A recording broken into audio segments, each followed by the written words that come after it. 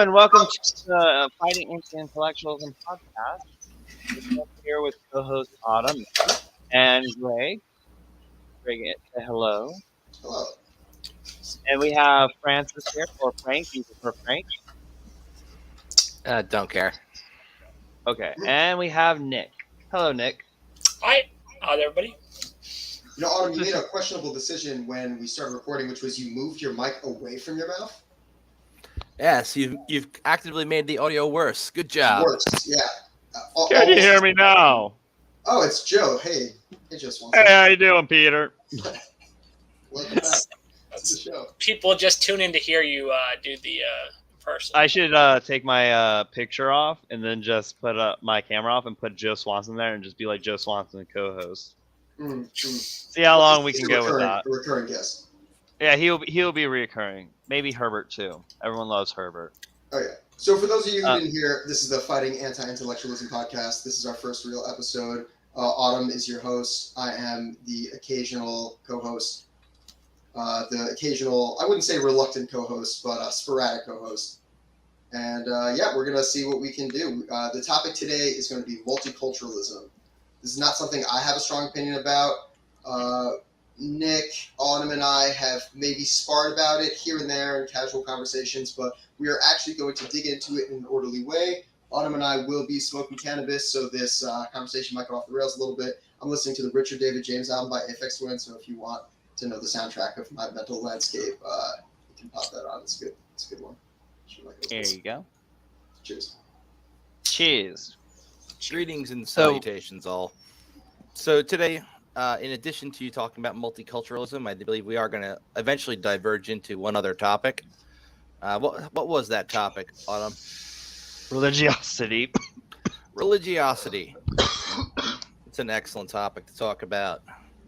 I would love to touch religiosity a little bit. There will be a full episode on religiosity soon. We have one dedicated atheist and at least one dedicated religious person will be joining us. I'm an undedicated atheist. Okay, cool. Well, then maybe we can have a little more of an undedicated, more free-floating conversation about religiosity. I'd be down to at least. That'd be awesome. Cool. Yeah. So, what's everyone's thoughts on multiculturalism? Just succinctly tell me your thoughts, what you know about it, and we'll go around. So, is Nick even here? I guess I can start to break here? the ice. Nick's here, yes. I'm here. Okay, cool. Multiculturalism, as my understanding, is the belief that all cultures are equal or should be treated equally. They're all valuable aspects of human history, and we should, I guess, diversify our culture with expanding ourselves and introducing ourselves to other cultures. Is this a definition of multiculturalism that you're looking at, like written by No, I'm just going based off what I think. Okay, I'm gonna look it up real quick. I don't really. If you were to look at, you just Google it. Like the first result that's going to come up is from thoughtco.com. Okay. And it falls under the key concepts of sociology.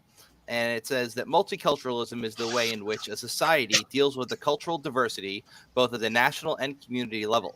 Sociologically, multiculturalism assumes that the society as a whole benefits from increased diversity through harmonious coexistence of different cultures. Okay.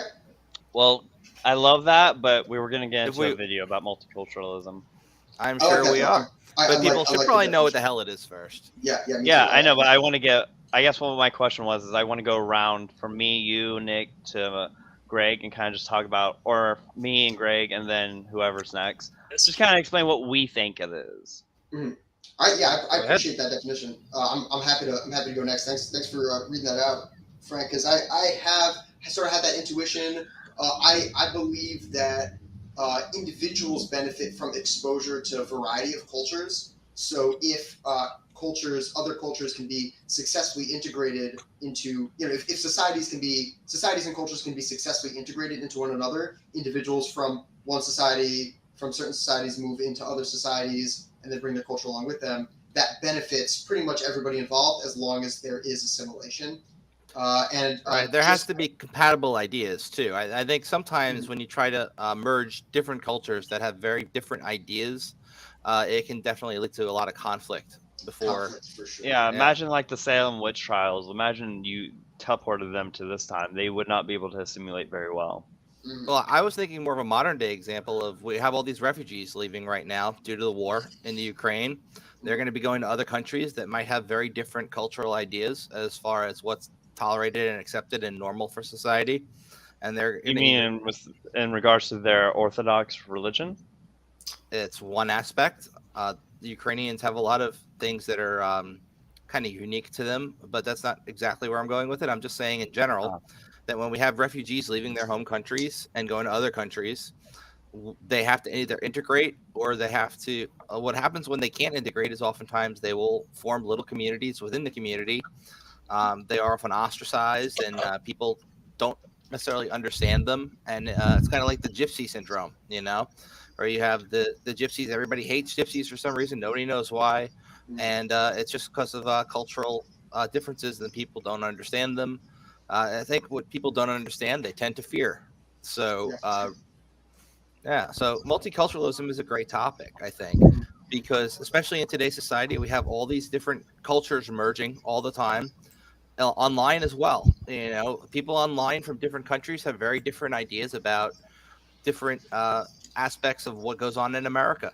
They kind of look down on us in some countries because we don't have universal health care, as if that were, but that's a cultural thing as well when you think about it. All these things culminate from the different ideas we have about what society is supposed to do, the culture that we have, what people should be doing on the day-to-day.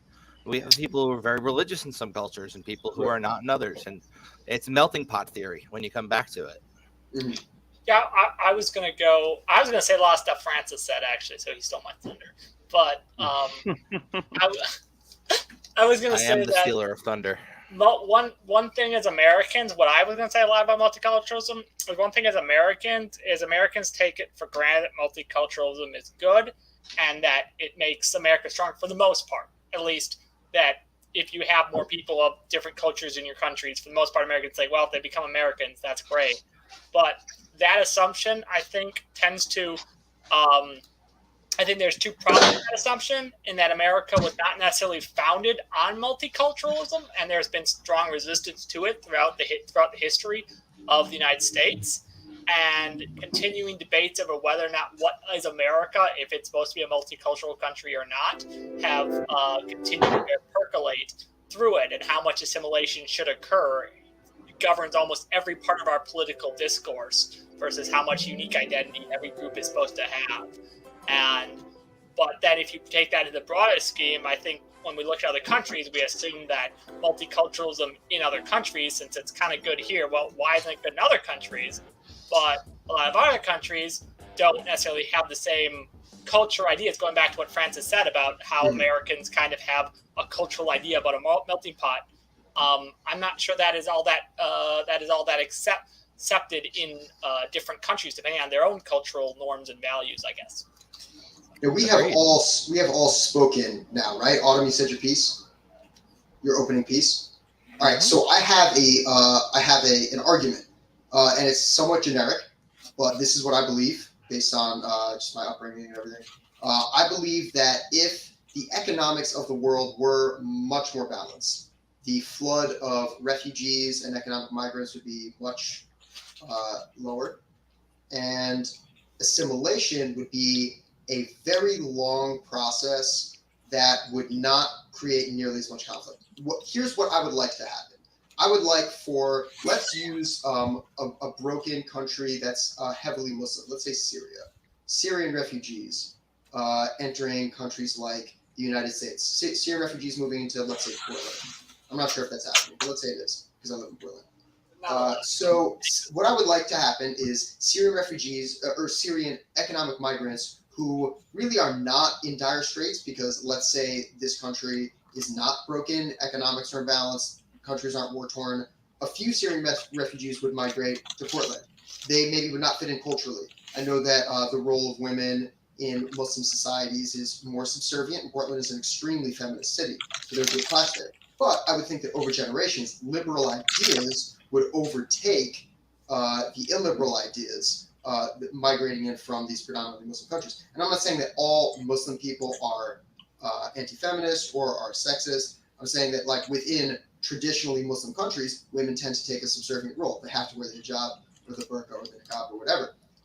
So I think over generations, illiberal ideas would be supplanted by more liberal ideas, and then there would be sort of like a rebound effect where these now liberal third generation Syrians, let's just say Syrians, in this weird thought experiment, because I'm stoned, this weird thought experiment where Syria isn't war torn and it's a fairly prosperous country, those ideas would then rebound to the societies through family ties. You would the more liberalized, westernized, third generation Syrians would have a liberalizing effect on their family back home, and that is good because I want more liberalism in the world. So that's what I would like to happen, and the reason that can't happen is because there's so much war and economic disparity and strife in the world.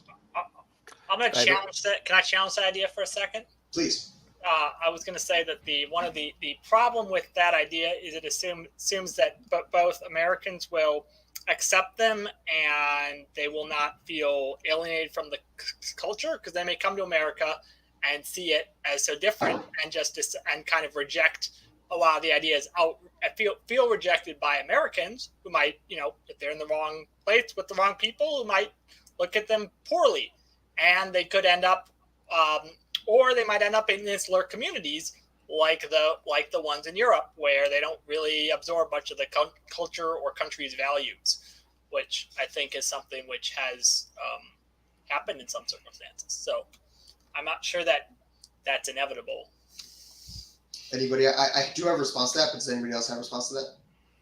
Yeah, I think there's also an issue when it comes to, say, integrating people from an Islamic culture into a place like the United States, where we have these people who are so eager to defend what they see as the disenfranchised that they will take up the struggle without understanding the underlying context and what goes into it. And we see trans people identifying as being Islam, as being what's the hell's the religion versus the name for it all? Okay, so they identify as following Islam, but at the same time, Muslims from those countries would behead them if they came in contact with them in their natural environment. So say a trans person who's all for advocating that they are now a Muslim goes to one of these countries in their trans getup and they go and try and integrate with that society. They wouldn't last a week. They'd be beheaded. There's no tolerance for it. Where, in the Middle East? Yeah, and a lot of the Middle East. No. In the Middle East, I understand that that it's more accepted in certain Middle Eastern countries than others, where they have the whole two-spirit thing. But we're talking the ones where it is like they don't have any acceptance for gay people. There's no divergent from the norm. Yeah. It's like they behead people who are different there. You're talking about very conservative Muslim society, because there's a variety of Muslim societies, but there are some still in 2022 that are extremely conservative. Those exist, and ironically, some of them were actually very, very liberal not so long ago, but after some wars, and they've kind of gone back to a very old way of thinking versus, like, say, Iran. They were very progressive in the 70s, the 80s, even the early 90s, and now they're back to the Stone Age. So it's like... Now, correct me if I'm wrong, but is it accurate that the majority of Muslim countries tend to have restrictive laws around homosexuality and probably trans rights as well? I think it's only Iran that has a particular. I mean, we could dig into it, but as far as I know, it's only Iran that has a particular allowance for trans people because encouraging people to transition reduces the number of gays so you can sort of artificially deflate the amount of gays in the society statistically, because I think that didn't the Ayatollah or somebody say that there's no gay people in Iran? I think I remember hearing that. I don't know if he said that. I know that in most of these countries there's what's called a blasphemy law, and that's what causes problems for most of these groups in other countries. Is that anything that deviates from the norm can be labeled blasphemy, and as you know, blasphemy is a very vague law. If we had a law like that in the United States, all of us could be indicted on blasphemy charges, depending on, contradicting something in the Quran. Sure. And people are killed. And if you're advocating for trans rights or women's rights, someone can accuse you of blasphemy. It can cause serious problems. Okay. Yeah. So you guys want to watch this video real quick and get a better idea what some professionals might consider it to be? Multiculturalism? Yeah. Okay. Multiculturalism. So, multiculturalism is the view that cultural differences should be respected or even encouraged. This describes a way of approaching cultural diversity within a society. There are multiple ways to approach cultural diversity, and multiculturalism is just one of them. But multiculturalists focus on accepting other cultures and respecting their differences. And some multiculturalists even work to encourage others to recognize and accept cultural differences as a good, positive thing. Members of different cultures, according to multiculturalism, can live peacefully with each other and have successful social relationships, particularly, according to multiculturalists, if all of their diverse cultural backgrounds are respected, celebrated, encouraged, everything. Notice that diversity of thought is kind of looked down upon, but it's not looked down upon when it comes to multiculturalism. Well, when it comes to the thought of culture thoughts, those preconceived notions are okay because it's diversity. But when it's like political diversity, then it's an issue. Well, I think it's good to be unified in the agreement that when somebody with a different culture comes into your town, as long as they're respecting the rules of the town, their culture should be respected and celebrated like that. There shouldn't be diversity of thought in that area, I think. I think everybody should be nice to everybody in every culture, even if they might have some regressive ideas. I mean, I was going to say that multiculturalism, I didn't want to interrupt, I'm sorry. Go ahead. I was just saying that multiculturalism as a concept, I think, is at this point in 2022, for one reason or other, and this is something that maybe people can argue about why, but multiculturalism has been, seems like it's almost falling apart all over the globe because there aren't that many actual big, really multicultural societies in the world, but the ones which are the most multicultural seem to be failing the most. And I think that either because of globalization or because there isn't like a discussion about resources and sharing. There's a lot of discussion about respecting everybody. But one thing you see that don't see in our definition is a lot of discussion about resources and who gets what and what tolerance there is for one culture becoming dominant or having more people in it. And so that's and there's kind of a vacuum there, which I think leads to a lot of problems. A really good example of this is South Africa, where is the best test of multiculturalism. And it's really struggling after apartheid ended. It seemed like South Africa might become one of the best examples of a successful multicultural state. But instead, you have seen resource hoarding by one group, and then another group wants it, and the government tries to take it, and there's basically it starts to become a zero-sum game.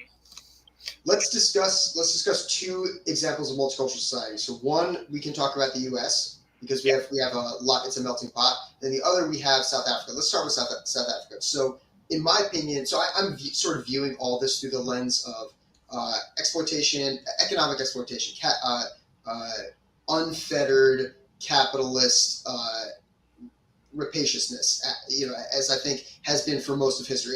Capitalism is probably not the right word. Capitalist is probably not the right word, but just like looting, just all forms of looting and pillaging throughout history, I think sort of put everything in context. Like South Africa, you can look at how it's corrupt and resource hoarding, but resource hoarding was the sort of the foundation of the social hierarchy anyway, wasn't it? Didn't the Afrikaners hold all the resources and all the power, all the legal power, and the black citizens were second-class citizens? Wasn't that the foundation of South Africa? Yes, one of the reasons for the problem in South Africa is kind of an artificial state that was created by adding a bunch of groups together without really much. Most of the white settlers had most of the resources at the end of apartheid and were had most of the money, land, even though they gave up political power, they had most of the resources. So when you try to make a multicultural state around that, you would need a responsible government that could create more growth, but that hasn't. But instead, a lot of the white South Africans then migrated to Australia because they felt like their land or property might get taken away from them, and the government actually did eventually decide to take some of their land and property away from them. Sure. Unfortunately, the government is incredibly corrupt. So when you have a government that's corrupt trying to do resource reallocation, that's like a recipe for disaster. So you can't lay that at the feet of multiculturalism. No, and that's not. Well, I'm just talking about why I don't know if it's not necessarily multiculturalism's fault. It's attempts at creating multiculturalism. Why has that failed? And that's. Well, it's an attempt of creating a healthy multicultural society out of the remains of a society that was colonial in nature. So, you can't expect that to just be a perfect one-to-one transition from exploitative colonial state into perfect multicultural state. So, that was an experiment in multiculturalism. That was an experiment in trying to rebrand us like a formerly, basically, almost slave society as just multicultural. I mean, after apartheid ended, there was an attempt to try to create a multicultural society. I don't know if it succeeded, but there was an attempt to create. So that's why I'm not arguing what multiculturalism may be a great idea in theory. Mm-hmm. How it's implemented and how you can create one. As South Africa's a good example of very difficult, very bad conditions trying to create one, right? So there's. I mean, just look at America, though. I mean, we're a melting pot, and everyone is tribalistic here. We have our own tribes. So, it's not. Nope. Okay, well, you have the Christians, and then you have the Christians within the Christians within the Christians. Then you have the atheists, you have the Hindus, you have all the religious sects. Then you have the political sects. Then you have the cultural sects. Then you have the subcategory of cultural sects that include things like, sorry, Francis put something up and it distracted me. So you have those. You factions, have I know that you have factions like gender, like the gender politics too. Yeah, I don't know if that would be. But our country is very divided on many issues. We're we're not homogenous. But so maybe it's because within our own country we have multiple cultures. Look at just what happened with George Floyd. Everyone lost their shit over George Floyd. Whether or not you agree it was racist or not is irrelevant. But people united under that. But there was a lot of divisiveness that came with it. Well, so hold on. So we can talk. We have a similar issue actually in America to South Africa. So unless Greg, did you want to say something? Well, yeah, I just want to real quick just put the George Floyd example in a different category because that wasn't an example of multiculturalism having the effect. That was an example of protests against police violence, and police violence is a totally different topic. But I'm talking about tribalism. We're a melting pot, a multicultural melting pot. And it affects more than just culture if you consider all the factors and domino effects. There is tribalism. There is tribalism for sure. Yeah, that's what I was saying. And my example of that, you see it with all these. Why wouldn't you see it with the culture? We see it with look how people treated Sikhs and Muslims in this country, especially after 9/11. You have examples of you'll see like PSU. Have you ever been to Portland State University when the Christians protest over there? I don't think so. Yeah, they'll sometimes go over there with their pickets and their placards, and they'll, shout. I've been approached about why wear women's clothes about it. They'll all go after them, but they won't go after the Saudi connections or the Muslims on campus. The Christians will protest who? They just protest randomly. Who are they protesting against? Well, they're not really protesting; they're street preaching, but they have placards. Yeah, so the culture is that they'll go after Christians, but they won't go after the Muslims. I think the George Floyd protests were very involved in multiculturalism. It was a protest against the failures of multiculturalism, or failures of not successly building a multicultural society, and people's belief that the society had somewhat lacked. It was a protest against the idea, basically saying that the government had at least that because of police brutality that that had showed that there had been what people had wanted to see as a multicultural society. It was a protest in favor of multiculturalism, I would argue. No, I don't think it had anything to do with multiculturalism, man, because the conditions that have led to an increase in police violence against Black people have nothing to do with multiculturalism. It's like multiculturalism on that aspect was like hit by the ripple effect. It was part of the ripple effect. I didn't hear what you said on because I was mid-sentence, so I didn't hear what you said. Oh, I'm sorry. Go ahead. So it's not a failure of multiculturalism. It has nothing to do with multiculturalism. So increase in police or a higher proportion of police violence against Black people in the United States is a result of a hierarchically segmented society the hierarchically segmented origins of a society. Our society was divided into slaveholders and slaves. And the descendants of those slaves were put into ghettos and redlined and over-policed and under-policed, leading to lots of crime and lots of police violence, not to mention poorly invested economically. And none of that was like, oh, these people have a different culture, we don't understand their culture is incompatible with our values. It was just the hierarchically segmenting the society that led to conditions of over-policing, under-policing, police violence, etc. But isn't that lack of respect for the culture that led to that in the first place? Post-slavery, they decided to have a hierarchical system instead of embracing a multicultural country. That was the argument. Wasn't that the argument? That we basically, people, instead of embracing a fully multicultural society, decided to embrace a racially hierarchical society, and that's what the protests were against. To my understanding, that's what I would say, and everyone wants to disagree with me on that? I just don't think this was about culture. Like, originally it was about biology. Race turned, but culture ended up kind of becoming, in America at least, race ended up developing into culture, where you had insular cultural communities based upon race, and there still are those in many cities where you have the Italian neighborhood, the Black neighborhood. People, race and culture and ethnicity all became kind of their own separate communities, right? I mean, they eventually became that, but the origins are everything. The reason that Black people sound like a generic activist right now. The reason that many Black communities are over-policed, under-policed, and poorly economically invested in are because of these long-term historical factors that go way, way, way back. And those factors really had nothing to do with culture. They were about biology. They were about racial hierarchy based on melanin content and hair texture. So really you can't lay George Floyd's death or the protests at the feet of multiculturalism at all. Really, I don't think it has totally separate issues. Well, I think multiculturalism was affected by a domino effect of it, like a ripple effect kind of signal this awakening, but it wasn't really like the primary mover, if that makes sense. Sure. I don't think that can you repeat your point about George Floyd again? Because there was something I don't think the George Floyd protest or his murder was a good example of the failures of multiculturalism. I think it's a separate issue. Okay.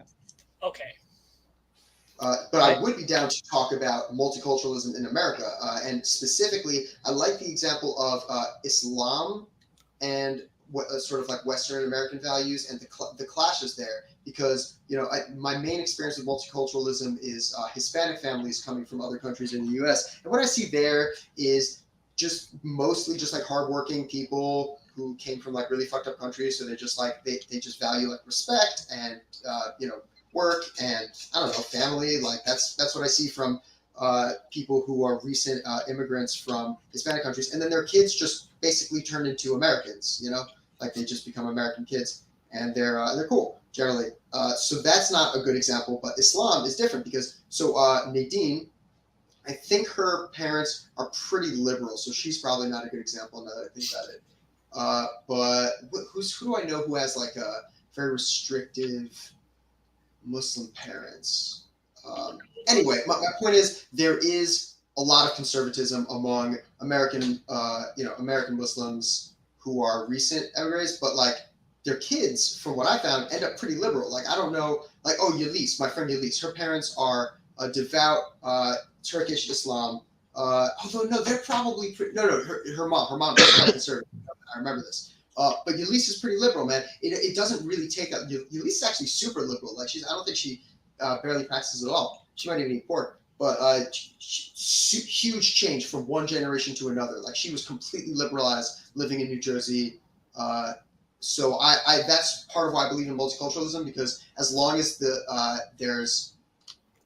as long as they're not like crowded into refugee camps, immigrants tend to liberalize their over a couple generations, and it's like a healthy process. Do you believe, because the way you're speaking, it sounds like you believe that conservatism is inherently opposed to multiculturalism. Do you believe that?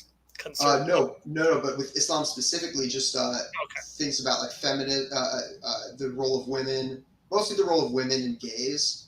Those elements of conservatism are incompatible with a liberal American society, and I think that got phased out. I mean, I know Yelise is totally cool with gay people, and she's a very empowered woman. So like, I think she doesn't wear a headscarf or anything. So I think it's a pretty quick. I think it can be a pretty quick turnover, a couple generations. So I'm trying to get Alex in, but I think since we're already casting, it's a bit late. But I told him that, you know, if he comments and listens and he has input, we'll definitely highlight his comments for him. Yeah, I guess he would be. Maybe we should do another one with him, because I guess he would probably have more strong opinions. I mean, does anybody else have counters to? Because I'm saying that like it can turn over in a couple generations. Like any ideas? Oh, I don't disagree that within a series of generations, integration will definitely happen. Mm-hmm. But what I'm talking about is within this generation. Well, mm-hmm. We're all still alive, and the issues that we're going to face, not just from immigrants from other countries, but just from trying to kind of integrate the different cultures within our own America here. We have people who have very different ideas about the way things should be, the way that things are. It seems like everybody's viewing the world through a different lens. And while there is one world, there seem to be many different interpretations of what's going on based on the things people are exposed to. And that actually brings me to a recent thing that happened regarding a multicultural center. And I actually wanted to just play this quick video for you guys and get your feedback on it right here. Okay? I don't know. I don't have your screen in front of me. How's this going to work? I'm just going to click a button and you're going to see it on the screen you're currently on. Okay, sure. There's just too many white people in here, and this is a space for people of color. So just be really cognizant. Oh, this isn't racist, though, because she's black, right? She later goes on to say that the area that they are in is a multicultural center. Do you know what that means? Multicultural. I am so tired of this self-segregation and playing the victim. We are never, ever going to come together as a country, as different cultures, as different colors, if we keep segregating each other. I just don't get it. How can you even look at someone and have the audacity to say that? People are losing their minds. I was going to say something.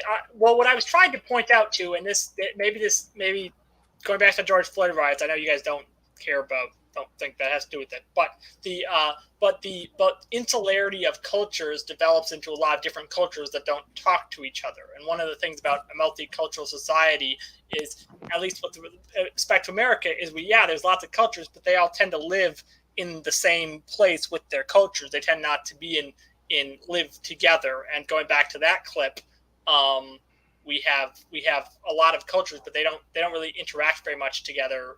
They don't interact very much on a daily basis because they all live in their own separate parts of America. And even though they all view themselves as Americans, they will develop very different lenses because they don't really communicate. They don't have any reason to communicate because they all live in their own communities, going back to this is the Irish community, this is the black community, and the George Floyd riots especially related to the fact that you had a black community lived in a small area, heavily over-policed, heavily not interacting very much with the rest of with other communities because it was just dealing with the police all the time, and the police were fighting with it and over-policing and abusing people within it at times.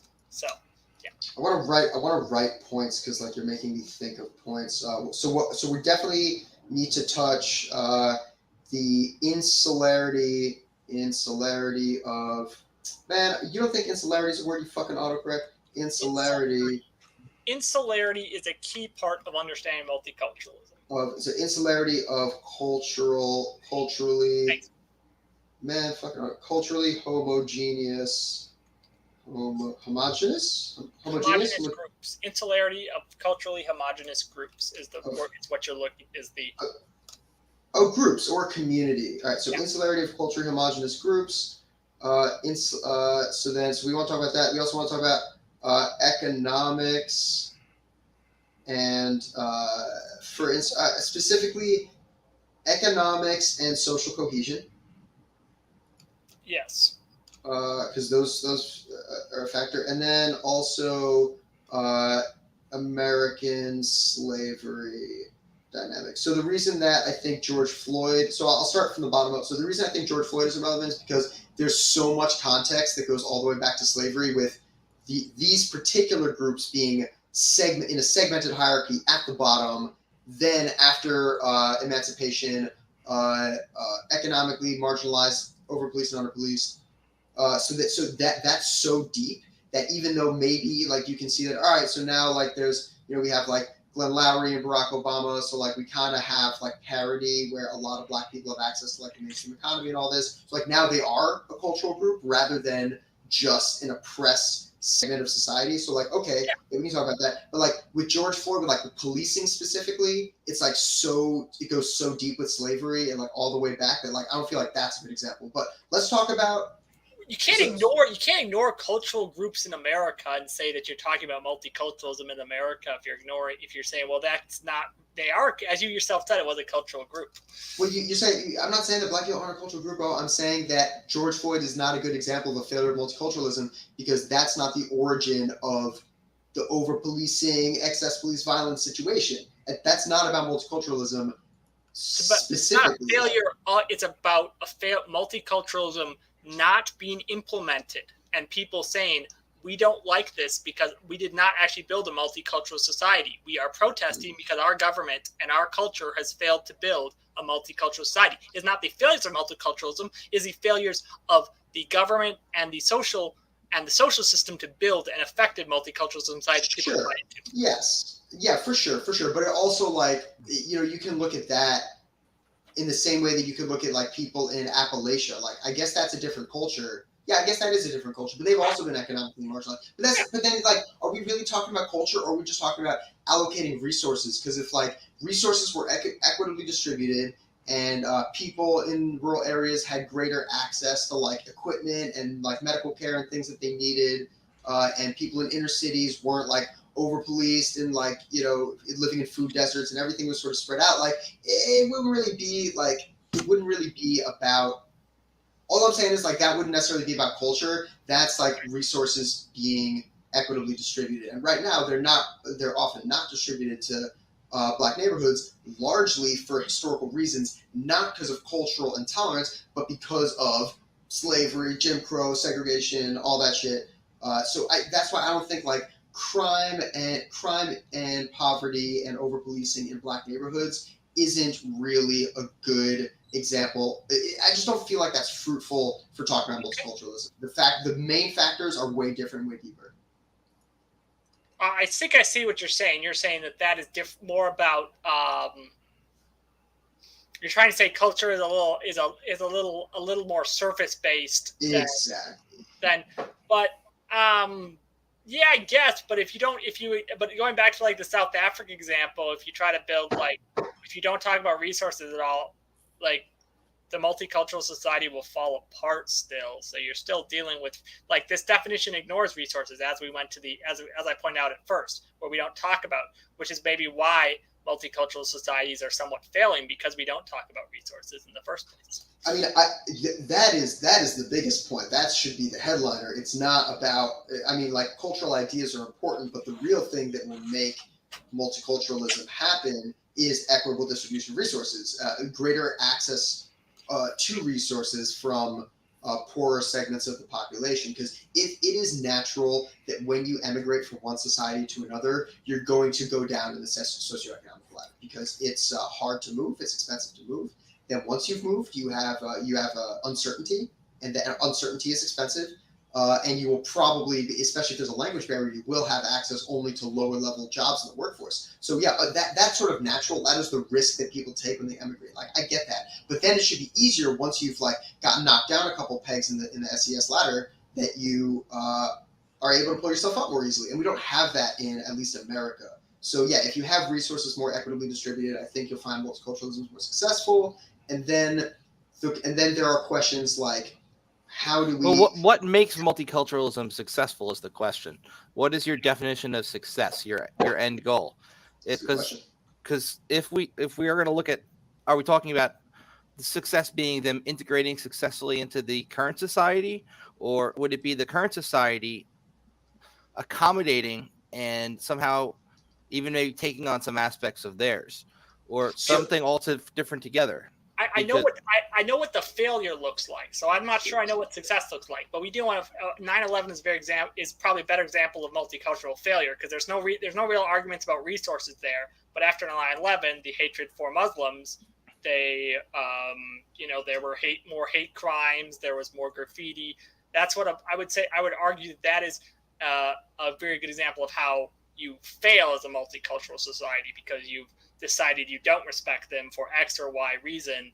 But I'm not sure. Yeah, I'm not entirely sure what success is, and that doesn't involve resources. So that's a better example than the George Floyd riots, I think, because it doesn't involve resources. It just involves hatred for a group which develops because of some event in the society.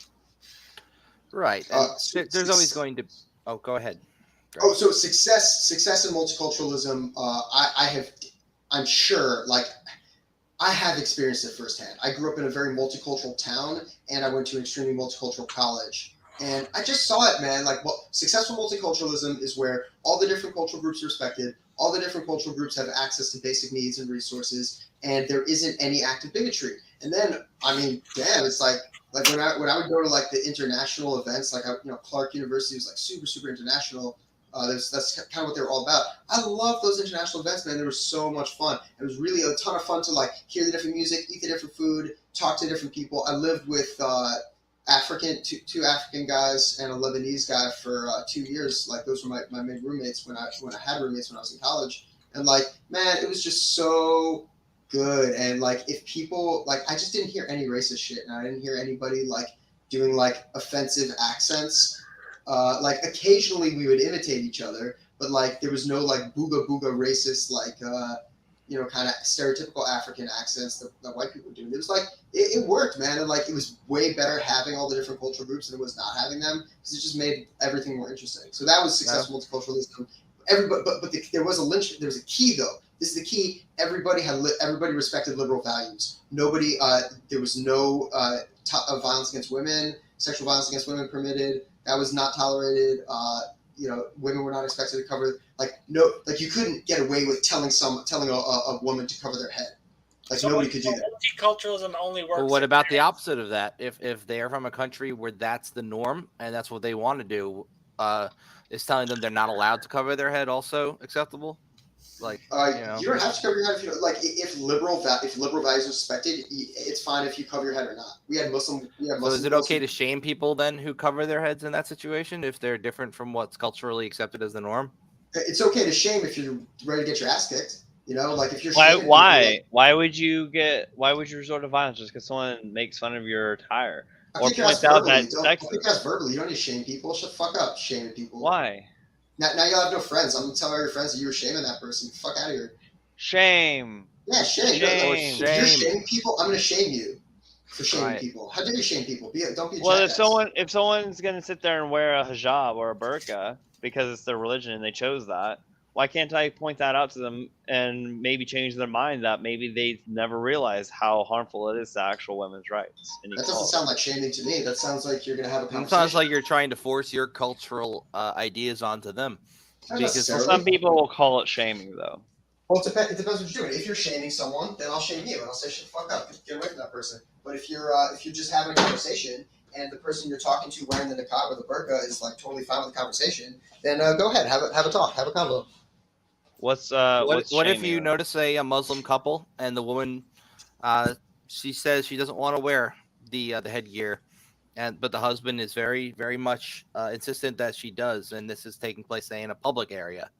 And would you jump in and try to defend her and be like, she doesn't have to wear it if she doesn't want to, or would you let them work it out amongst themselves? Or well, there are definitely conflicting values in that situation, because I do have a value of staying out of other people's business, but I also have the value of defending people's autonomy. So, I mean, like, if we're talking tactically speaking, the first thing I would do is I would just wait and watch, because I don't know if the man is going to start hitting her.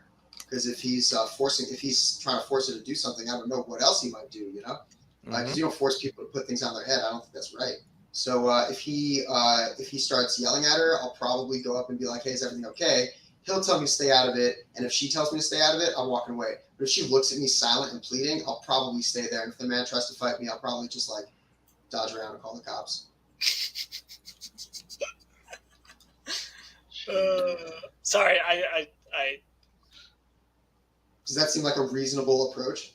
Yeah, absolutely. Well, I wanted to talk about, like, when it comes to multiculturalism, how do you make it happen?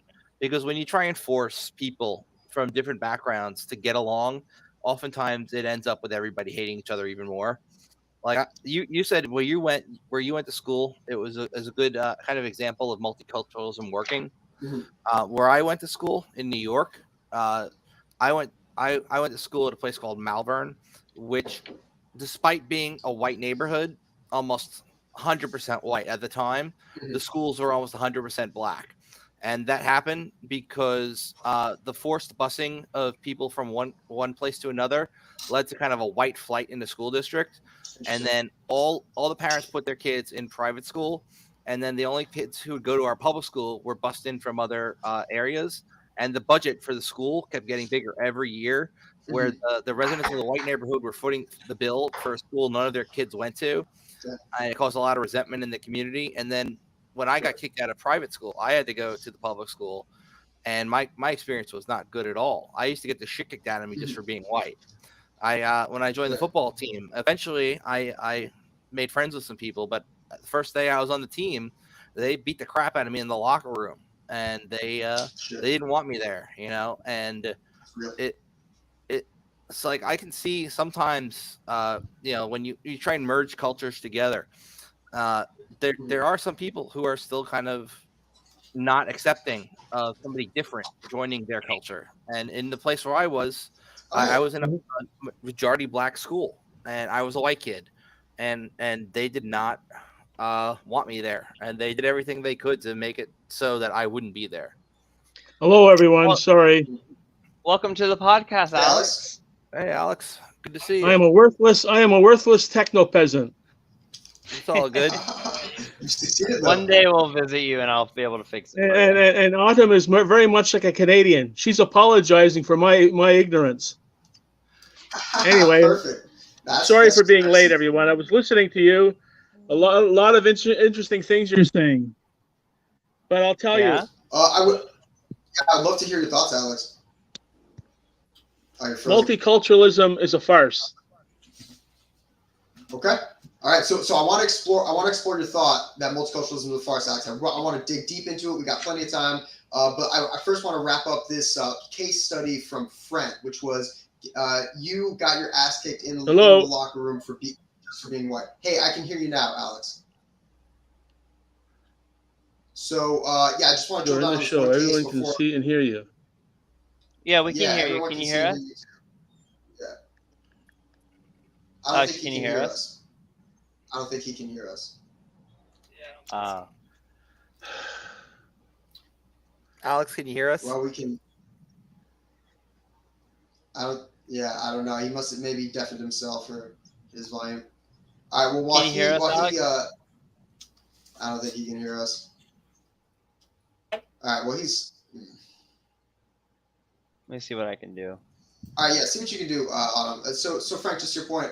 So you getting your ass kicked mirrors a pattern that maybe was happening a few generations before of getting your ass. A lot of people were getting their ass kicked for being black, specifically for being black. So like you can't the cultural environments where white kids get their ass kicked for being white that I think is a reflection and a result of the society that was originally built on violence against people, like permitting violence against people just for being black. So like that's not. I also think that's not. How do you know? There's lots of, in all over the world. There's people who get beat for their culture or religion or whatever in cultures all over the world. That's true. Like it's not like just because you have a history of violence or not history of violence, people like their cultures, people like their community. Cultures want to have people. They like their comfort space. They like their comfort space. Someone else shows up, they're not part of that comfort space. Okay, what's the first thing they're gonna do? Get mad frequently. Let me put it a different way. There is intolerance in pretty much every cultural group. You're gonna have a more intolerant and a less intolerant wing. So like in Islam, you have people who think that if you're not, that the America is the great what do they call us in Iran? Satan. They call us like the great Satan or something. Yeah, so you have that on the one hand, and then on the other hand, you have my friend Elise, who's just like a really awesome person and like is very liberal and is also Muslim, but like just not very devout. So awesome equals liberal. Liberalism is awesome, yeah. Okay. Just wanted to see I just want to see how we're feeling about conservatism in this group, because we've now equated liberalism with awesome here. So. I'm sure that there are awesome features of conservative thought. I'm not that familiar with it, but I'll say one thing: the liberalization of societies in terms of women's rights, gay rights, and rejection of. Hey, Alex, can you hear us? Can you hear me? Yes, we can hear you the whole time. Okay, finally. Okay. Awesome. All right, so let's.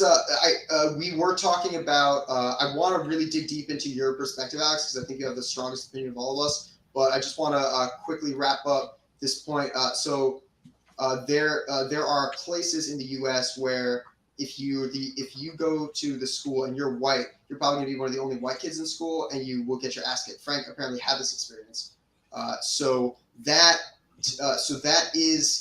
there are more and less insular communities, and there are elements within communities that are more or less insular. So you're going to have, in many communities, you're going to have people who are cool with white people and people who hate white people. And I would also argue that like more economically deprived communities will probably have more like violence and bullying and stuff like that. I think that seems to be how it goes. So if you have like a more economically stable community, I think there will be less of that sort of like racist intolerance. I mean, there's a lot of wealthy, economically stable communities where people still don't want to see other people of other cultures. I feel like in America, but that might be true. Not the level of violence, I would argue. I think I was listening to you guys. I'm sorry to cut in. I was listening to you guys. I could hear you, but I couldn't. You couldn't see or hear me. I'm kind of wondering where you guys are coming from, because I'm coming from Canada, and we have institutional multiculturalism here, and our history is much different, and there's a reason why we have it, but I'm against it. Now, if you're going to talk about it from an economic sense, I don't think the philosophy behind multiculturalism is not based on a economic factor. Okay. Yeah. So, I mean that economies, cultures, that for me falls under a whole different kind of heading, if you will. But mind you, like I said, I missed most of the conversation, so I'm not sure. Let me try connecting then. So my argument is that a lot of the failures of multiculturalism we see are actually the failures of economies to be sufficiently accessible. When people emigrate from one society to another, they're often put into situations where it's very hard to raise yourself up in the socioeconomic ladder. And part of the reason for that is because countries that people emigrate from tend to be very poor. Well, if you do some studies, you'll find that a lot of cultures that come here to North America or to Western countries do very well. Like whites are around 5th or 6th on the economic scale. I mean, there's one of the problems. I actually wrote a piece today. One of the problems we have in North America is we're almost pathologically obsessed with race, and the idea of multiculturalism, it doesn't touch on economics so much as trying to say that cultures are equal. Well, so here's how maybe I don't think I was that clear. So one of the problems with the migrant crisis is that it's just too many people. It's hard to assimilate such a flood of people who are. Oh, I agree. I agree with you. I agree with you. From across the border in South America. Yeah, so we agree on that. So when you have situations like that, it makes integration and assimilation much harder because it's too many people. The economics are not prepared to accommodate them. So you start to see, rather than a healthy, slow drip process of generations of assimilation, you see just a flood of people who then just get kind of ghettoized, just put into these like poor insular communities, and there is little opportunity to learn the language, and there's no incentive. Okay, there's a good point. Okay, I agree with you. What you're saying, that an economy and a country cannot absorb the thousands of people, especially now when you have so many refugees coming into North America or to the West. I mean, yeah, it's going to take time. I don't think multiculturalism per se has anything to do with that. So you kind of put that on the side table for a moment. I think what you have to get into is that we're a society, whatever that society is, Canada, the States, whatever. We have a certain hierarchy of beliefs that built this nation. You're welcome to practice your faith, enjoy your cultures and what have you, but you also have to accept that if you're going to live in this country, you're going to have to obey these particular laws and what have you. That's where I see multiculturalism failing in Canada. Tell me about that. Tell me how it's failing in Canada. Sorry? Tell me about that. Tell me how it's failing in Canada. Well, you see, first of all, you have to understand, Canada had two cultures. Putting Indigenous peoples aside, the two founding cultures of modern Canada, let's say, were French and English. Now, when Quebec fell, the British, they couldn't afford to enforce people into the British culture or British heritage, whatever you want to call it. So they signed the Quebec Act in 1764. Basically, the French Canadian, you can keep your culture, your language, all that, and it will be English Canada. So you had what we call the two solitudes. That created a problem in Canada. We were always head to head with each other. So Trudeau said, you know what, the hell with this. We're not French Canada, we're not English Canada, we're a multicultural Canada. We have Hindus and Sikhs and people. Yeah, okay. Now, what people don't understand in Canada, he didn't create this because he was benevolent. He did this to break that deadlock between French and English Canada. However, what I call the neo-left did with multiculturalism is that they corrupted it. I mean, you didn't need to you can't legislate culture. You can't legislate beliefs. That's the problem we have in Canada, where you guys don't have it as much in the States. Okay? Yeah, and when I was a kid, I grew up in Greektown, and it's still Greektown today. Now, I've traveled many cities across North America, and they all have their little pockets of cultural identity. They know who they are. They don't need big white government, if you will, to say, okay, we're going to protect your culture and what have you. The multiculturalism is a way of actually keeping a country separated, divided, and it's done. I think I can actually fit. Well, I'm sorry. Did you have something else? I'm sorry. Go ahead. Okay. Sorry, man. We're looking at us. Apologize. Maybe I'm kind of Canadian too. You're Canadian. Okay. So I'm fitting that into. Are you familiar with Jonathan Haidt and the coddling of the American mind? Yes. So I know that concept. Yeah. So there's this paternalism. So rather than there was a cultural evolution. There's a process of cultural evolution and assimilation. there needs to be people who are intolerant of new cultural groups entering and stereotype them and make fun of them and all that. That needs to be eroded out, but that takes some time. It sounds like what the Canadian government is doing is they're trying to step in. Cultures develop. They evolve. Yes. You can't mandate it. You can't mandate it, and by what have they done? Can you name any specific like bills or like are there new like government agencies these develop? Like what has he done to try to be paternalistic in this way about multiculturalism? Well, I mean, whenever you look for a job, I mean, they're always saying we're especially now they're really pushing it. They're always saying we're hiring. Well, somebody said it perfectly well. We want what's the word? Oh damn! You know the different. Sorry, diversity. Thank you. We want diversity, but what they want is diversity of skin color, if you will, but not of thought. Not of ideas. And what multiculturalism has done, or it's been hijacked at least, is that you have to think in a certain way. If you disagree with multiculturalism, which I do, I've been called a racist. Yet my wife, well, ex-wife, but she's Filipino, I have a mixed-race daughter, that doesn't matter. And being white, that makes it even worse for you to how dare you colonialist. You know, here's something that's very interesting. In Canada, we complain that we use the term colonialism. You're colonialists. You're practicing colonialism. But those who say that have no hesitation saying, "Oh yes, we've got to accept all the refugees into Canada."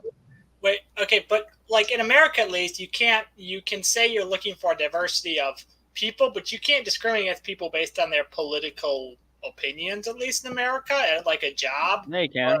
Yes, you can. Wait, no, you can't. Sorry, you can't discriminate based on race, and unless I don't think anyone goes to their employer and like says, "Here are my political beliefs." I mean, how many people actually go to a job interview and are asked about it, or like just pointing that You don't think employers go online and look up their job applicants before hiring them? And if they see something extreme to either the left or the right, choose not to hire that person? Oh, definitely. But that's why most professionals don't put stuff on social media and don't put, that's a general rule of thumb is if you, at least on your Facebook or, that's just a general thing that people find employable don't do. Unfortunately. I think in many ways what's happened, especially in the past 50 years, is I'm going to say just the States, but North America, we've sabotaged the whole idea of accepting people. Why can't we just accept people, live and let live, and let it go? Well, so let's separate two things. So there is multiculturalism. Can it work for cultures to coexist in one society together for a variety of cultures? And then there's the diversity, equity, and inclusion movement and whether that's effective. I would say let's table DEI and not really get into it because it is a completely separate issue. Well, not completely separate, but it is. It's not completely separate. It is a related but distinct issue that requires its own podcast. So let's step into. You said earlier, Alex, that you disagree with multiculturalism. Please elaborate on that. I disagree with the institution of multiculturalism. Describe the institution of multiculturalism, please. Well, there's a branch, a Canadian political branch in the government of multiculturalism, and its job is to, there is. I don't know what the budget is, but they push the idea of diversity and multiculturalism, people of color and stuff like that. And you can't, like I said, again, I go back, you can't legislate ideas and culture. Canada is very notorious for doing that, much more so than you guys in the States. Like we have Bill C-916, the language bill, which no country can tell you what to think, what to say, and what have you, but here we can. Well, what does that bill specifically do? Can you go into what does that bill specifically do? It's about the gender language. Okay, and the use of pronouns and what have you. Oh, okay. It basically tells you that we talked about this yesterday, Autumn and I, that if Autumn was to come to me and say, like, I'm trans, this is what I want to be known by, that's different. That's between two individual adults. But in Canada, if you don't agree to that, then it falls under the hate crime. You can go to jail for it. That seems more like a legal problem where there's institutional. It's very much a legal problem. I just want to interject and say, welcome, Angel. He's Latinx. He is part of Atheists for Liberty, and he is also heathen. Really good with burns. Wait, good with birds? Yeah, he's Latinx. Yeah. Burns, not birds. If he's good with birds, I know nothing of this. I don't think anybody pronounces Latinx on him. I think it's definitely Latinx. Angel, how do you feel about Latinx? She's a good girl. Angel, I did not hear what you said. I'm sorry. No, I said this is my daughter, Canella. She's a good girl. Oh, hey. That's your daughter? Yes, my little fur baby. How did that happen? I gave birth to her. Nice. Oh, you're experimenting. Congrats. Congratulations. I'm impressed with science's progress. Yeah, really. Has science progressed too far? Has science gone? Aliens will come by and be like, "So, what did you guys develop? Oh, we can now develop interspecies babies. Yeah, we're gonna not contact you ever again." That's an accomplishment. If our scientists could do that, people would be. People would be angry. They'd throw a shit fit. There are laws. You can't even clone humans without laws, but that's all. You know, one of the things I want to throw out, all this talk we're having, well, and I say we are like North America, what have you, in the past 30 years. Mm-hmm. One of the arguments I have is that we've developed in this continent a culture of self-hate, and we want to bring down the West and what have you. And a lot of this has been contorted into like things like multiculturalism and all the isms that stem from that. And that's one of the things I'm very, very concerned about.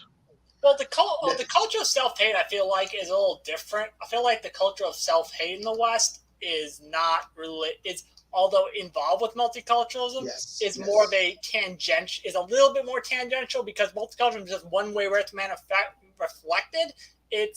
It's like a front in the self-hatred war where people build up, and there's lots of fronts: anti-war, you know. So I as much as it's maybe involved, I wouldn't say it's like the main thing.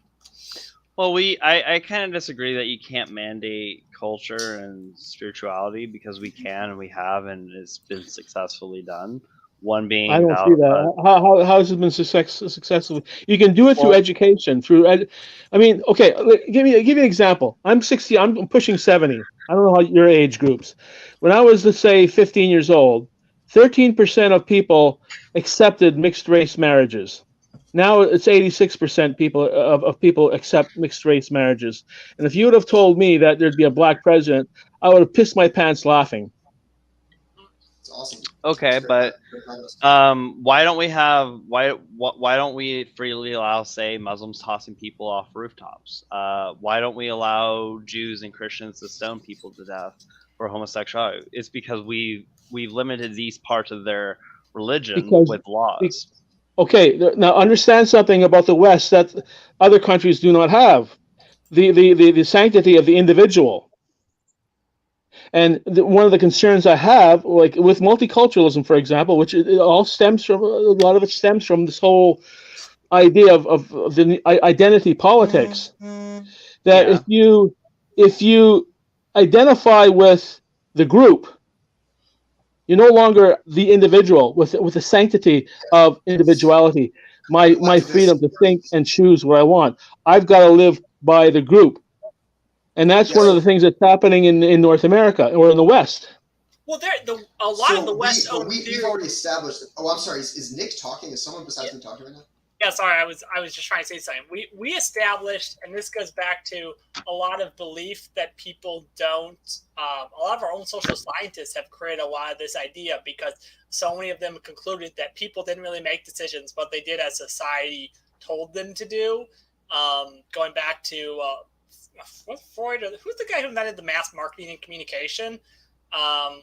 That's sort of been latched onto in a broader movement, that people don't actually make decisions for themselves. So there's been kind of some erosion in the belief of the individual.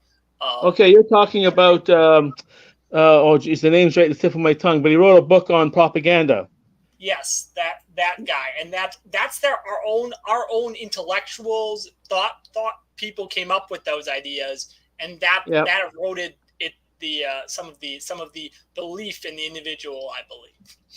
Well, that's when you get into the thing since the 1920s, where you get into consumerism, and that's one of the that's one of the factors that comes into play. That we were no longer builders, but we were consumers, and that does change the pattern, if you will. Bernays was the name. Edward Bernays. Yeah. Cool.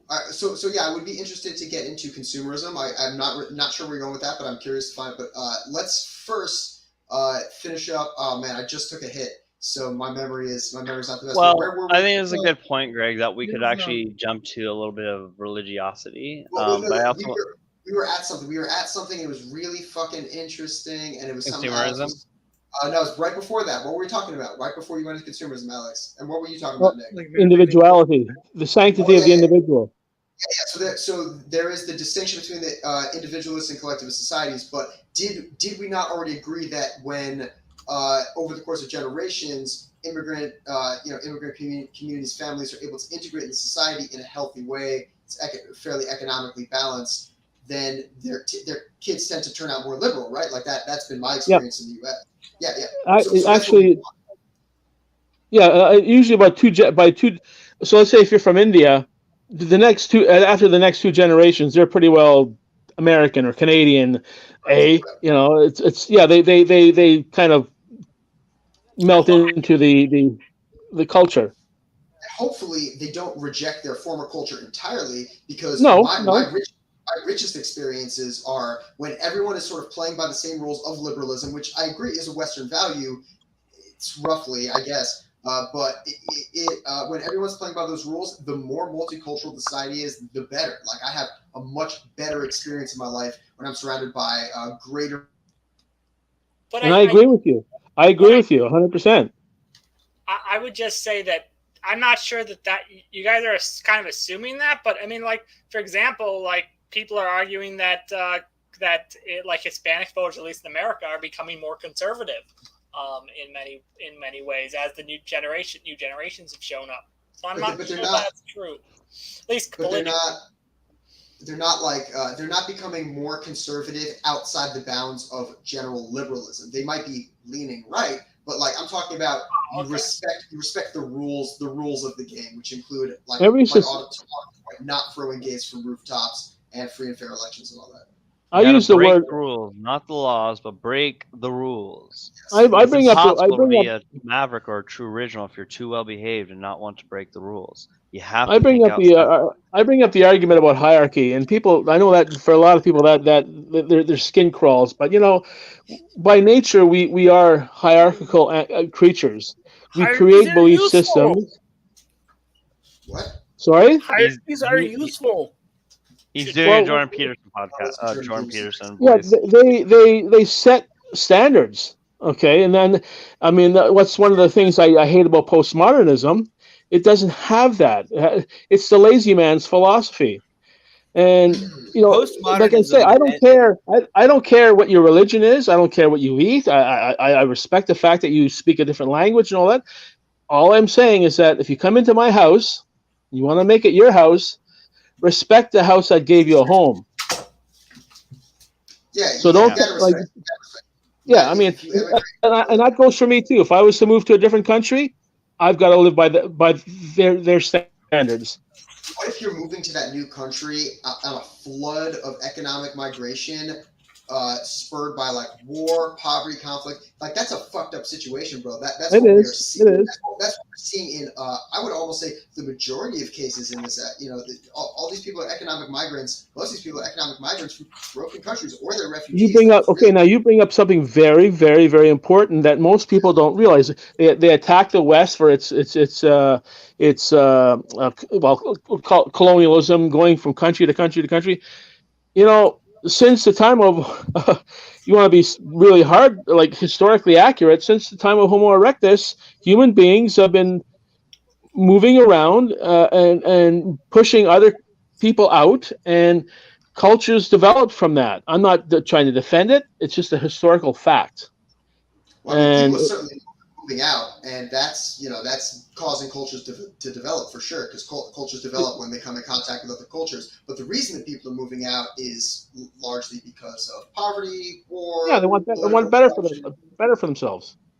Yeah. So, but the reason that they have to leave their countries sort of can be traced back to the economic hierarchy that we see in the world today. Like we have a group of countries that have disproportionate amount of wealth and political power, geopolitical power, and they have helped push many countries to the economic margins. And from those countries, you see a lot of political corruption, war. And yeah, I'm not saying that those countries are... Okay, wait. You can't. Blaming hierarchies for inequalities is also, I believe, a cop-out, and we should really be careful about doing that, because, just because you're on the lower rung in the hierarchy doesn't mean your inequality is because of the hierarchy. Cultures have their own differences that might decide their own prosperity, how successful their society is, and things like that, decisions they make.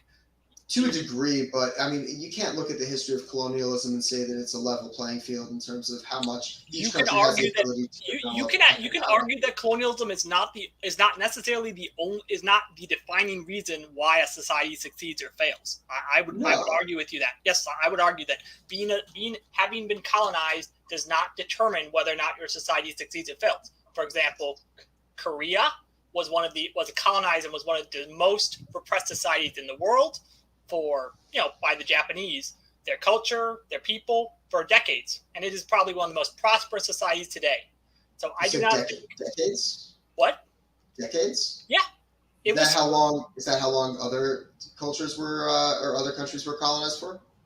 It depends. Some countries were colonized for only a decade or two. Some countries were colonized for 5 or 10 years. Wasn't Korea...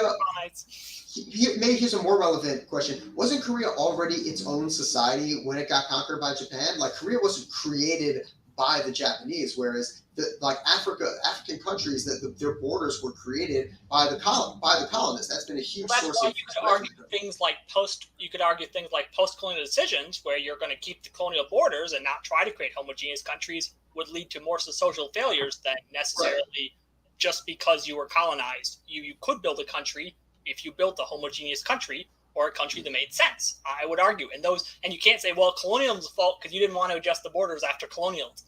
That's a cop-out to me. Why is that a cop-out? Because colonialism didn't decide what you do isn't the sole decider of what people decide to do post-colonialism. Like people who... Greg might disagree that it has ripple effects. I mean, but it doesn't stop people from making decisions still. One of the things... Their decisions are greatly influenced, though. One of the things we're getting into here in the realm is equality, which is a big, which I agree with equality of opportunity, but I'm deadly against the idea of equality of outcome. And we're pushing that, and it's a ridiculous, nonsensical attitude. But my question is this: I want someone to tell me what's equality. So equality. It's like intersectionality. You have 50% women for 50% men. Okay, then you got to have 50% Black women or Hindu women or Sikh women, and then you break it down more. 50% challenged in some way. Equity and inclusion. I understand that. Yeah. It's a madness.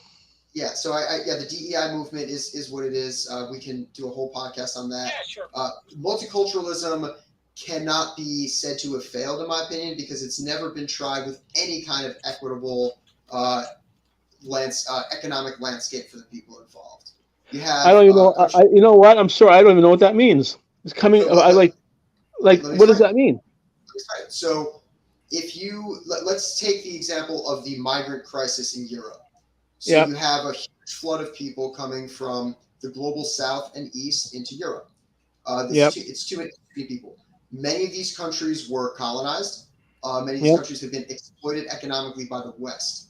So they're already at this disadvantage. Now they flood into the Western countries, in a sense, trying to reclaim some of the wealth that was swindled from them or that that their countries were unable to produce because of the legacies of colonialism. So you can't say that multiculturalism has failed because it hasn't been tried in an even playing field. You've only had desperately poor countries sending floods of economic migrants into rich countries that profited off of them. That's where I get similar lost. arguments about communism.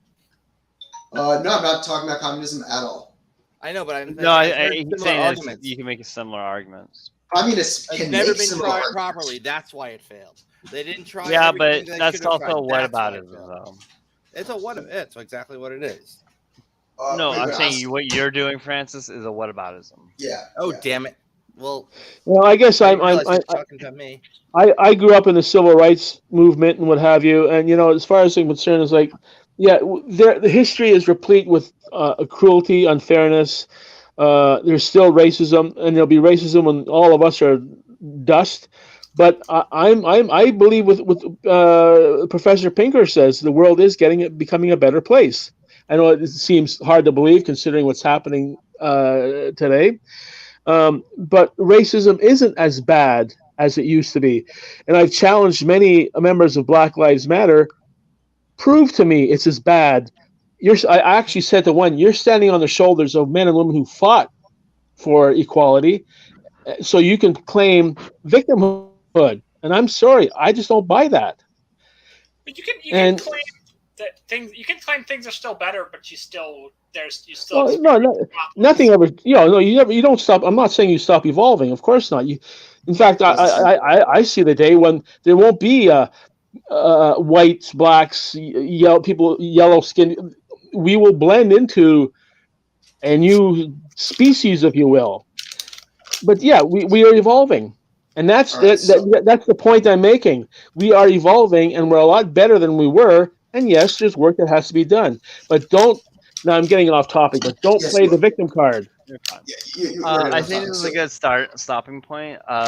We're about an hour and 21 minutes in. I think before we finish up, we should talk a bit about religiosity. Can I wrap up multiculturalism with a question? Yes, go ahead. So we've all acknowledged that within a couple generations, communities that have some economic foothold in the country can assimilate, right? Yeah. They're assimilate. I agree. Yeah. What we lack we agree that what we lack is economic opportunity for this flood of poor migrants, and that if we could get the economics straight between the rich industrialized West and the poor global South, we might be able to do a better job of managing immigration and cultural clashes. No, I agree, and I just my only concern for that is that the only way we seem to be able to fix that is we take something away from somebody else, give it to somebody else, and continue the same tripping mistake in the future. But I get your drift, and I agree with you in essentially what you're saying. And I would love to hear your thoughts on that another time. Nick, I'm curious your thoughts on redistribution of wealth. I would like to hear your thoughts on that another time, Alex. Nick, do you have any responses to it? I was just going to. So you're talking about multiculturalism between countries having different levels of wealth, or multiculturalism within the country? I'm a little confused about what you're actually talking about. Good question. So the unfair economic playing field between countries has led to the flood of economic migrants, which is making it difficult for multiculturalism to happen successfully because all these poor migrants can't integrate into their culture well. So you're saying, what is your solution to that? What are you saying needs to happen? I mean, there are solutions we can. Sorry, what? But there are specific reasons why countries are rich and countries are poor, and some of those reasons won't necessarily go away even 3 generations from now. Oh, for sure. Yeah, we don't need to talk about that now, because that is the question of how do we rectify the economic disparity between the global South and the rich industrialized North and West. That's a question we can talk about that another time. But that's a deep question. Keep going, Ray. But so my only point is that we can't say that multiculturalism has failed because it hasn't been tried on an even playing field. And I have seen it tried on an even playing field because I'm from a upper middle class New Jersey suburb where everyone sort of had what they needed, and it was very multicultural in a healthy way. And then where I went to school, Clark University, was also multicultural in a healthy way. So I know it can be done. But if the global South and the global North have disparities, and that's driving it, and because of that, global multiculturalism hasn't really been tried, then it seems to me your prerequisite for multiculturalism to ever be truly tried is to deal with those disparities, which may actually not be possible to fix or may have inherent roots that just are not. So wouldn't that imply that multiculturalism in 30, 40 years you're saying might happen, but at this point it is basically impossible? Is that what you're implying? No, multiculturalism is already happening. It is not happening in a healthy way as much as it should because of the economic imbalance. The more we shrink the economic imbalance, the more healthy multiculturalism in societies will see. Okay. So I think that's a good stopping point. So is everyone still on board about talking about religiosity? I'm down. Could I make a quick point related to religiosity? Yeah, go ahead. Yeah, please. You have to get your daughter first. Yes. So Pope Francis. Hello, daughter.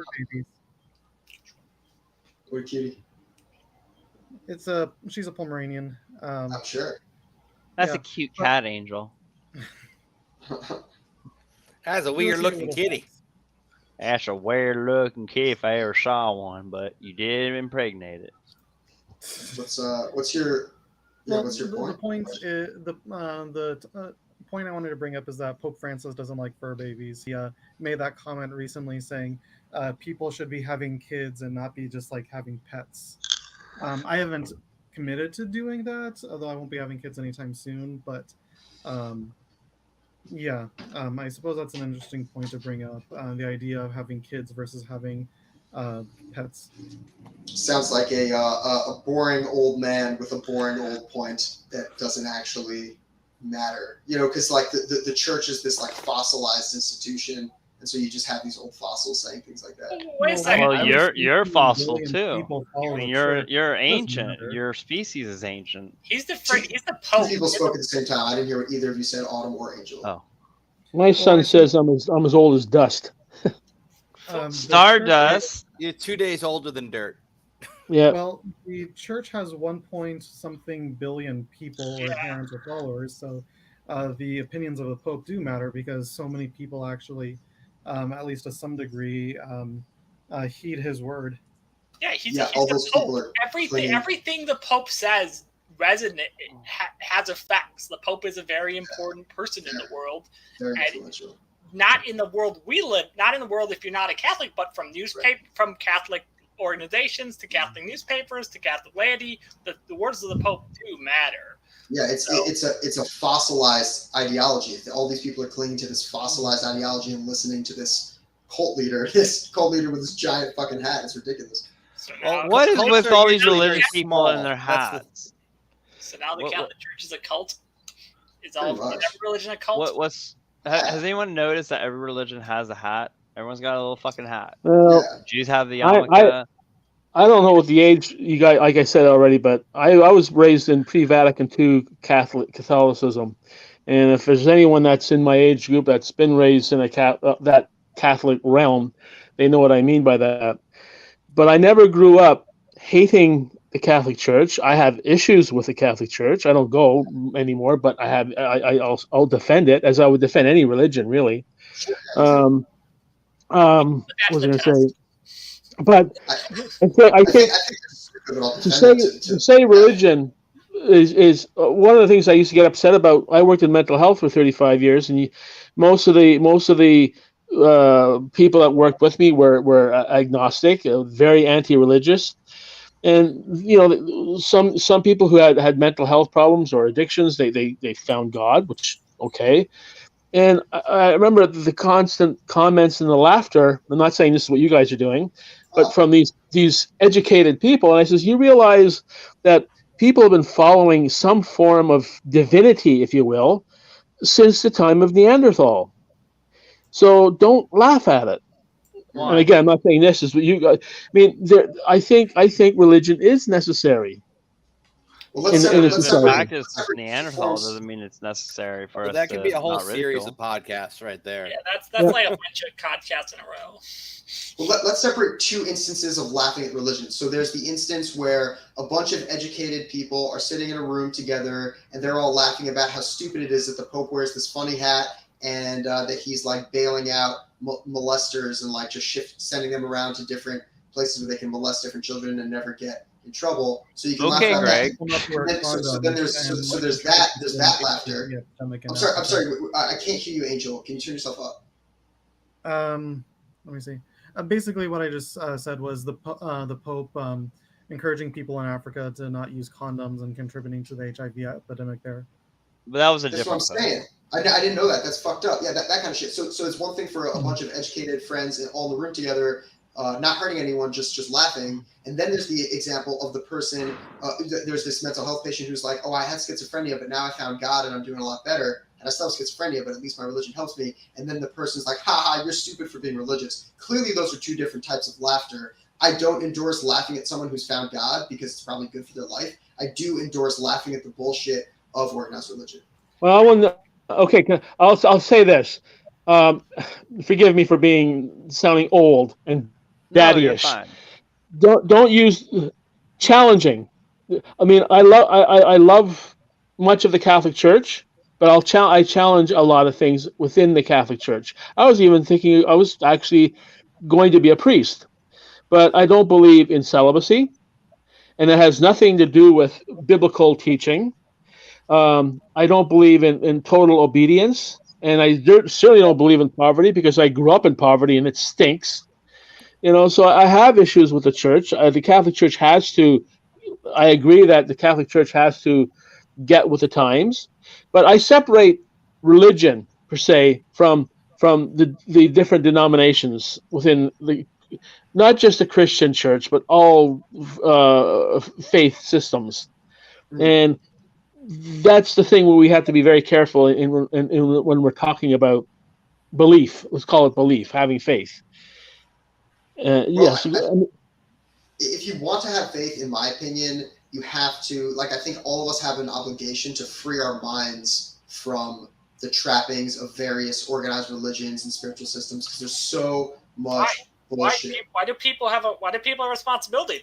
They believe that, they believe in the trappings. That's their business. Why is anyone tell them not to do that? There's a lot of you open up the newspaper every day and you see something about how people are using the religion to impact my life. Okay, but understand too, guys. Understand too, guys. Okay, guys, come on. Let's be fair. There's also a vast. I know it, and I tell people. I wrote a chapter in my book about it. There's a vast intellectual foundation within Christianity. I mean, we're attacking Christianity for the most part. I mean, Islam had a golden period of intellectual, cultural, artistic development. That died out. Why? Because it became hard line. It went the wrong way. It became very anti-intellectual, like the Catholic Church, or the Christian Church did for a long time. And I often argue that what Islam needs today is a reformation.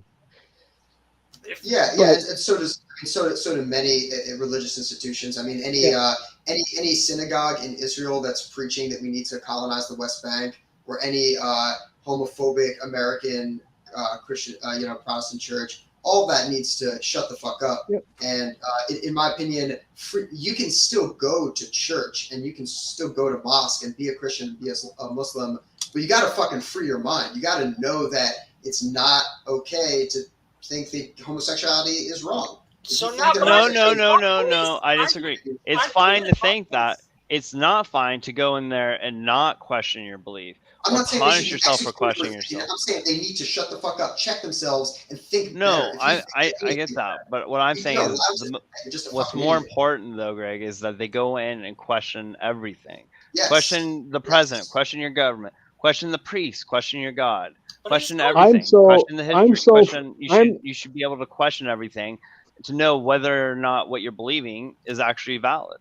Can I make a point here? But okay, we went from the multicultural discussion where we're talking about respecting everyone's cultures, and now we're just telling people that you need to question this, and if you don't question this, you're wrong. You guys went from literally talking about people should respect other people to no, I'm telling you that you can't. You need to question this, and you need to do these specific things. That's a segue. That's a segue into what I wanted to say, is that I am a firm believer in total free speech.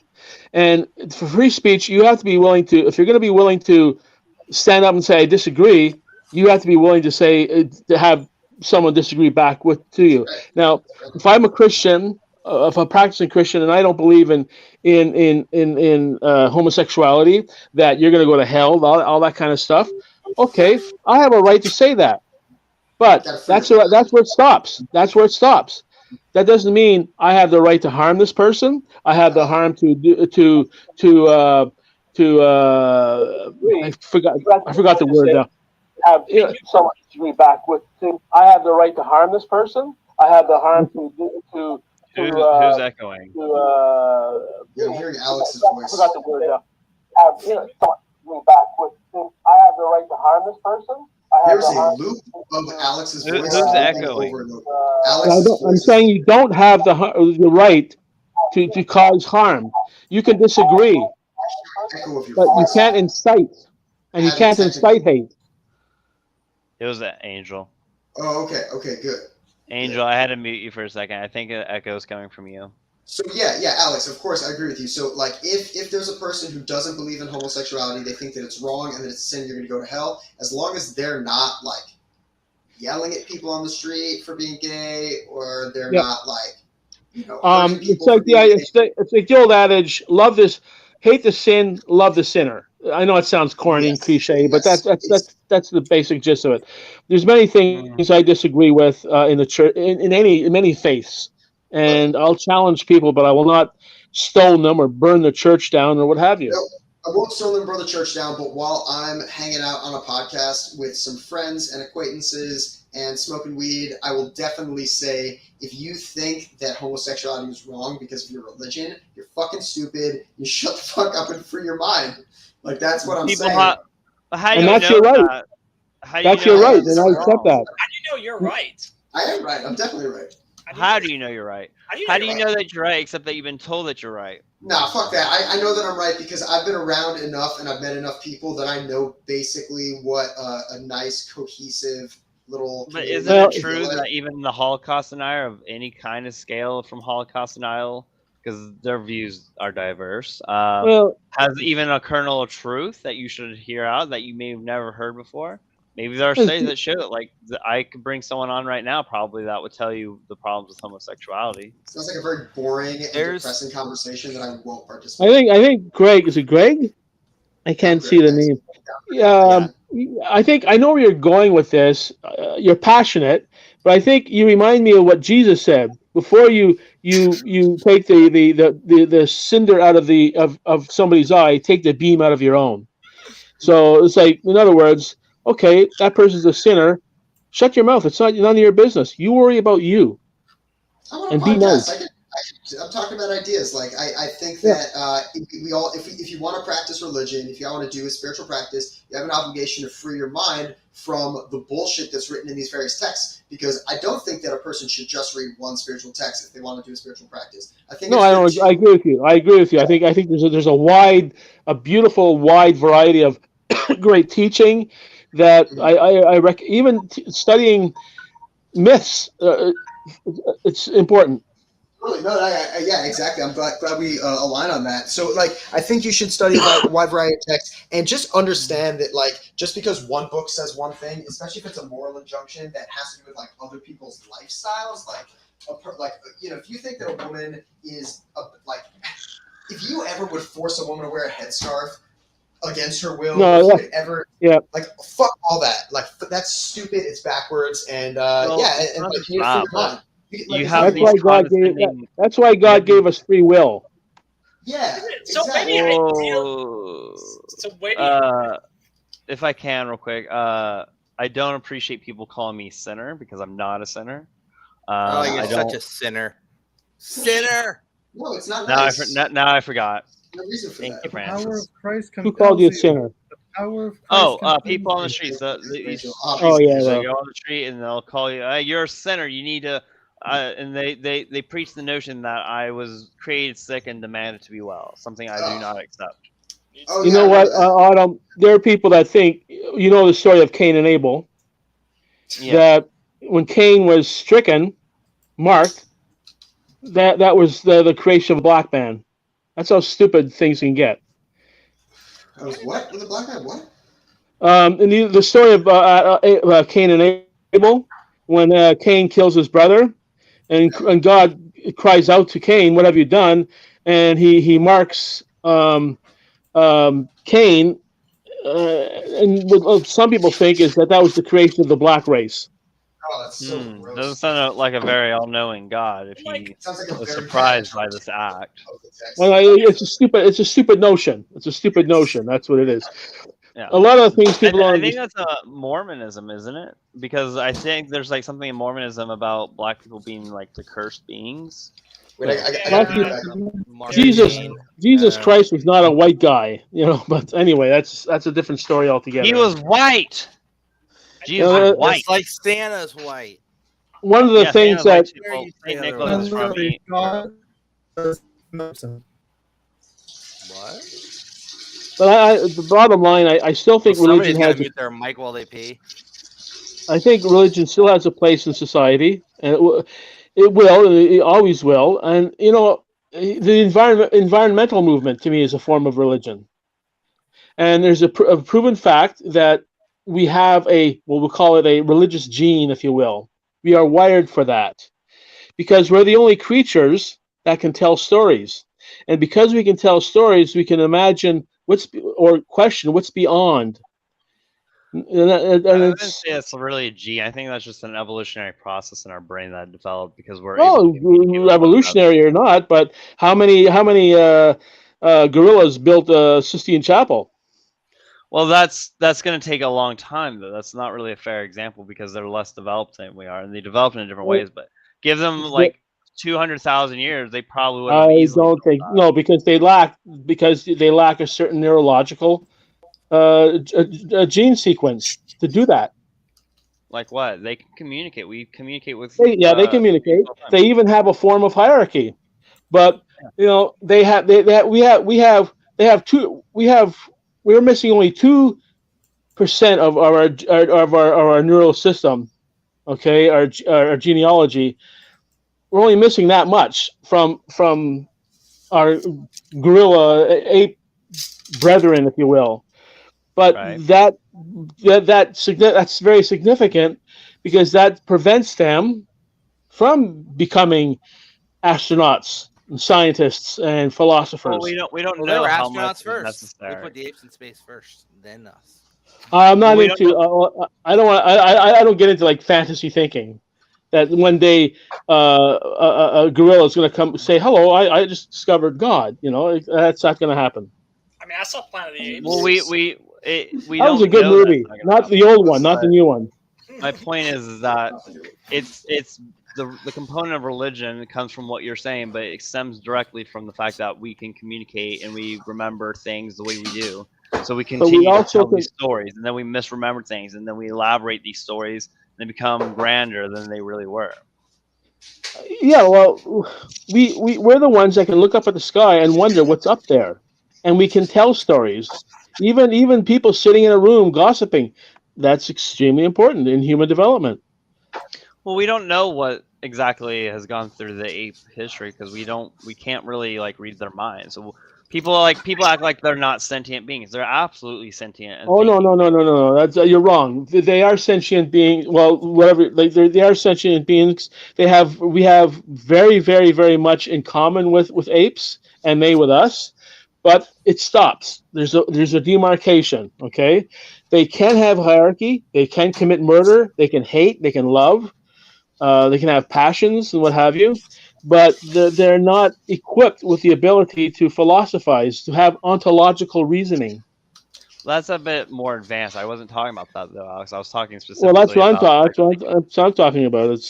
I'm talking about that, like even like apes themselves are thinking creatures. Like I'm not saying like they ponder like the cave in the shadow from I think it was Plato. But that over time evolution will take them to grander lengths. I doubt that. Why? But we'll see, because they lack the elements to create that ability, to have that ability to create. Well, it started with us eventually somewhere. Okay, don't forget, apes have been around 75 million years before we were. Yeah, but those are different species, though. That's right. And because they're different species, it's like dogs. Dogs are never going to fly to the moon. But we're the result of the apes that evolved. You're gonna fly to It's the not moon. saying that if we weren't around, that the apes we have now couldn't evolve to get to a point where, like, I similar heard to that, where we're at. Angel. I don't think. Well, I'm going by science, and I'm saying no. If we science says that never they can't. evolved, okay. When you look at apes and you look at the history of humankind, I mean, Neanderthal, Homo sapien, Cro-Magnon, Australopithecines were different species. They weren't. We didn't evolve in like a straight line, okay? And these species just died out because they couldn't make it. And Neanderthal, well, they were the closest to us. They were a lot wiser than we make them out to be, but they didn't make it on the evolutionary ladder. We merged with them at one point, and well, there's some element.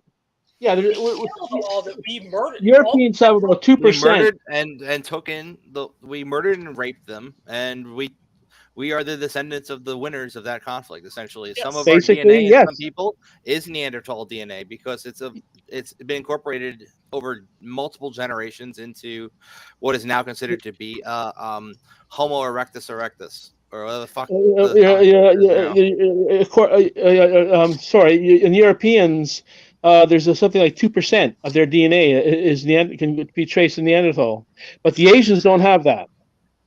Like because we're called Homo sapien sapien, and the Homo erectus was like one of the precursors to us. And during that point in the chain, we had the Neanderthal DNA mixed in. So yes, it's like they're gone forever. It's like fusion, well, that's what I'm saying. These species had their chance, but they didn't make it. Homo erectus was the first species of Homo to actually leave Africa 2.5 million years ago, and well, Bob's your uncle.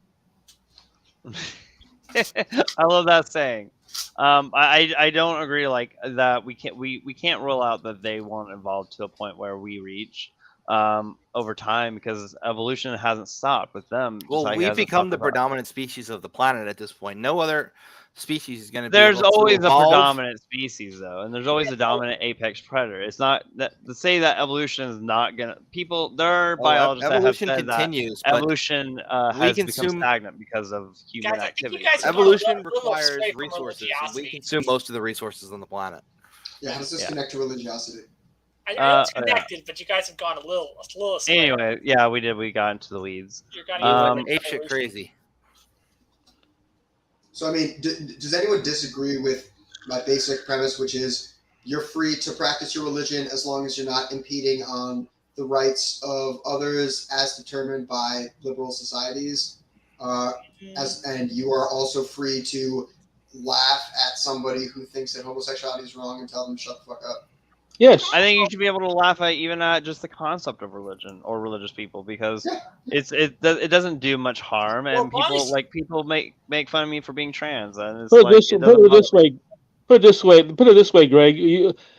I have as much right to offend you as you have to offend me, and I have a responsibility in a free society I have to because I live in a free society, I have to accept your. What shall I say? Your comments, your offense, but that does not mean I have the right to punch you in the face. That's where you cross the line. Or have the government mandate what I can and can't say because it might offend somebody. Yeah, well, that's what's happening now in Canada. That's what I'm talking about. In Canada, we have that. We have a very gray area of hate law, and I mean, I was accused of it. Because it's similar in the UK. We have people getting arrested for Facebook comments where they said something that was offensive to somebody else. Yeah, hate speech laws are not a good thing. Well, I mean, I'm not sure how I feel about them. Define hate. So we can talk about hate speech, but that's not really on topic of religiosity. That's not really a religiosity topic. The way it factors in here is yes, you are free to practice your religion as long as you're not hurting anybody else. if you force the woman, if you're in a public park and you're trying to put the headscarf on the woman's head and she's like, no, and you're trying to forcibly wrap her head in a headscarf, actually, I think that somebody has a right to come over and be like, hey, fucking stop that. Yeah, but that's a rarity, Greg. Most of the time, they're just gonna be submissive and not say anything. This is where I kind of agree with Greg, but it gets into a dark area.